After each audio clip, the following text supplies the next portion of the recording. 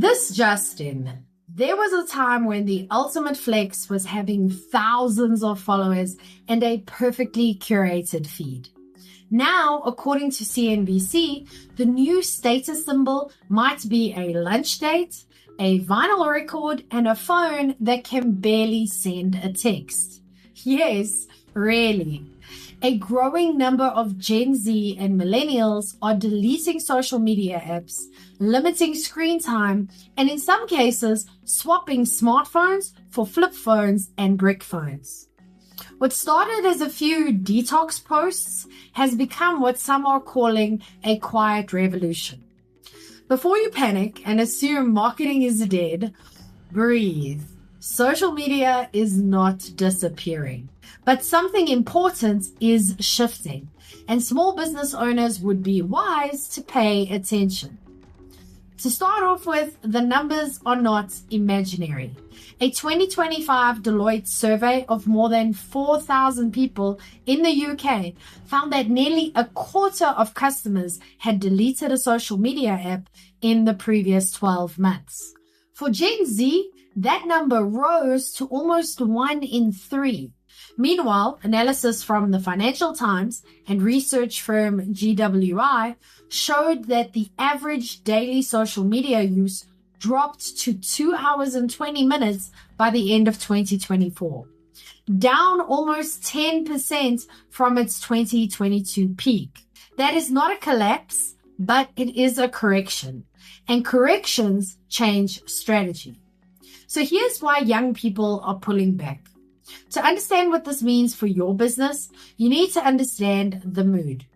Many young adults describe social media as less fun and more exhausting.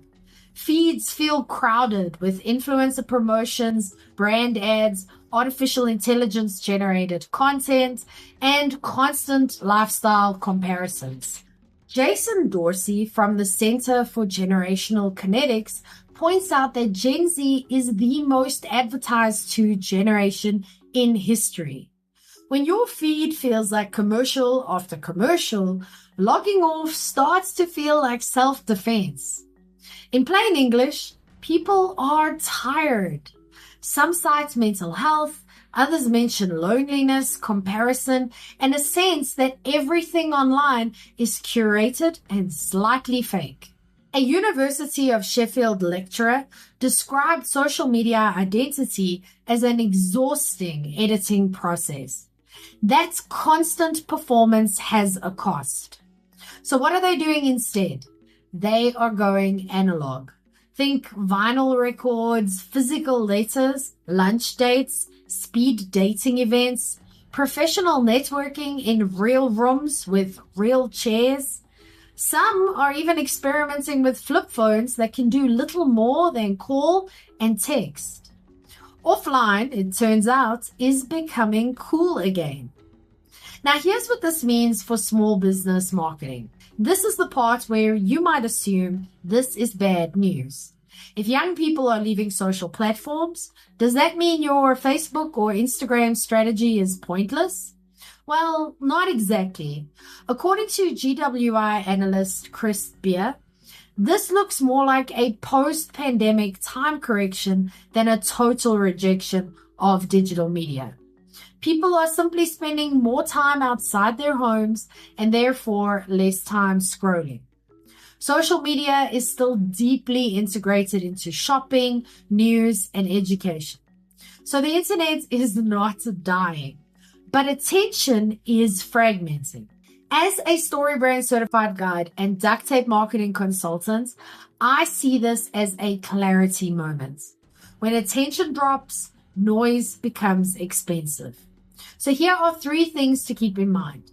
Number 1, stop acting like an algorithm. Many business feeds now read like they were written by a machine that studied other machines.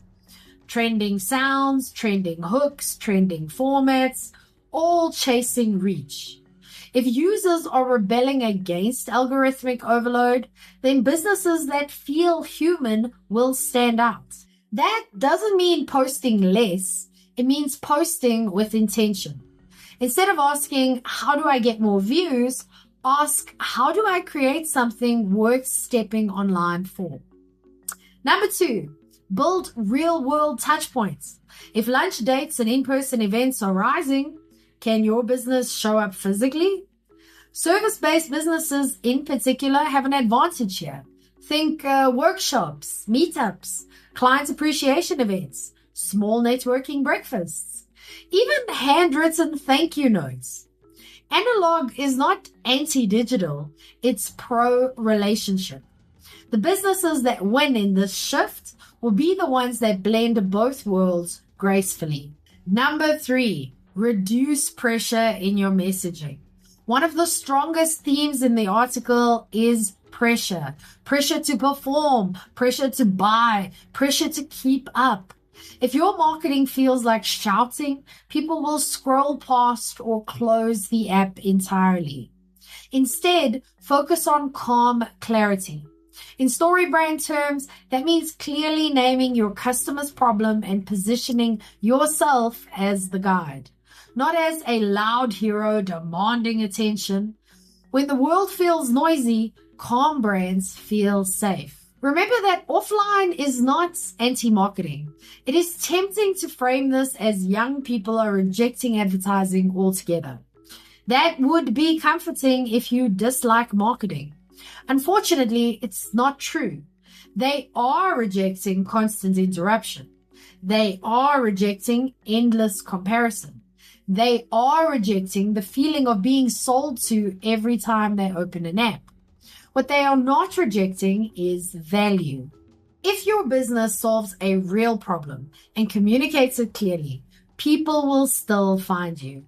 They may just find you through a smaller number of platforms, or through a friend, or at a networking event, or through search rather than scrolling. Which brings us to the real takeaway.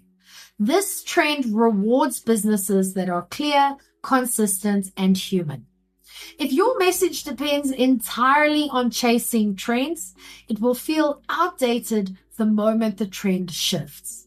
But if your message is rooted in a clear problem and solution, it travels well across platforms and even into real-world conversations. That is why I always bring clients back to one question.